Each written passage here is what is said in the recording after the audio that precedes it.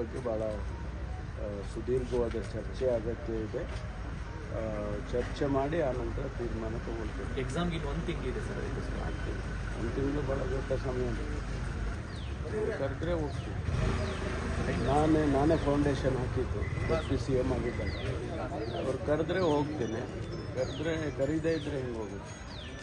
High command ನಾಯಕರನ್ನು ಭೇಟಿ ಆಗ್ತಾರೆ ಪರಮೇಶ್ವರ್ ಸರಿಗೆ ಸಚಿವರು ಅಂತ ಟಾಕ್ ನಡೀತಾ ಇದೆ ಸರ್. ಗೊತ್ತಿಲ್ಲಪ್ಪ ಯಾರು ಇದನ್ನೆಲ್ಲ ಪ್ಲಾಂಟ್ ಮಾಡ್ತಾರೆ ಅಂತ ನನಗೆ ಗೊತ್ತಿಲ್ಲ. ನನ್ನ ಲೀಡರ್ಶಿಪ್ಪಲ್ಲಿ ಸಚಿವರುಗಳು ಡೆಲ್ಲಿಗೆ ಹೋಗಿ ಹೈಕಮಾಂಡ್ ಮೀಟ್ ಮಾಡ್ತಾರೆ ಅಂತೆಲ್ಲ ನೀವು ಹಾಕ್ಕೊಂಡು ಹೊಡಿತಾ ಇದ್ದೀರಾ. ನನಗೆ ಗೊತ್ತಿಲ್ಲ ಅದು ಯಾರು ಹೇಳಿದರೋ ಗೊತ್ತಿಲ್ಲ. ಅಂಥದ್ದು ಯಾವುದೇ ಬೆಳವಣಿಗೆ ಇಲ್ಲ.